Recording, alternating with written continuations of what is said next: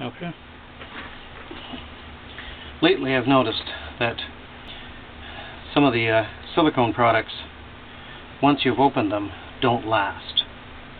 They have a very short shelf life. Years ago, when you bought a tube of silicone, you could leave it in the toolbox for over a year, and in a hot car or truck, and it would not fail. Lately, I'm getting about 2 weeks out of a product once I've opened it. And I've discovered the reason why. This one is about 3 weeks old. It's hard. It will not. I would have to cut it, put a drill bit in it or a nail and fuss with it and hopefully get some product out, but with lumps and stuff in it. And I found that on the neck, right there, there's a lump in the material. This lump prevents the cap from fully sealing around there. What I can see is, in my opinion, this lump is letting air get up into the nozzle and dry out the product, and will cure the product in the nozzle itself, rendering it almost useless. And this takes only 2 to 3 weeks to happen. I have found a solution. I've applied the solution to this piece, this item. Basically the same kind of product. This one is fine. No problem.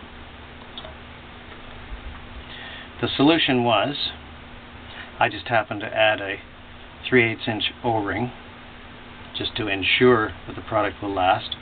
However, I take a knife and I cut very carefully the mistake, whether it's intentional or accidental or whatever, you draw your own conclusions.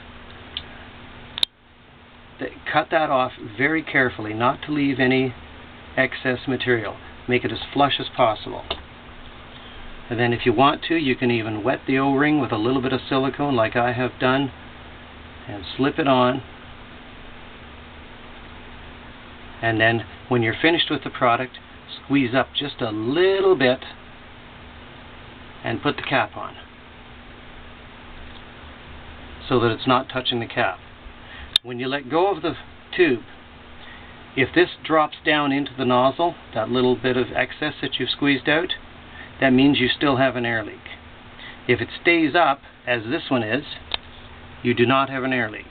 This will last, and this one is, months old and still going strong. So let's prepare a new one. We open it, and sure enough, there's 2 lumps on this one. So we cut these off very carefully. Not to cut into the nozzle, just cut the little, let's call them mistakes. Cut them off nice and carefully.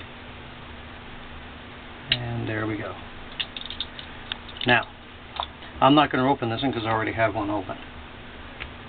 Then you slip the O-ring on, and then you tighten the cap. Also, I usually only cut them to this, but that's whatever your application is. Cut them to wherever you want. And now, when you push this on, you have a seal. And to prove that, I will attempt to squeeze this one while watching the amount of silicone that I've left out on the nozzle. So I'm going to give it a squeeze. And it has moved ever so slightly because I'm pressurizing that little cavity. And when I release it, it drops back down to where I initially left it. So folks, there's your solution.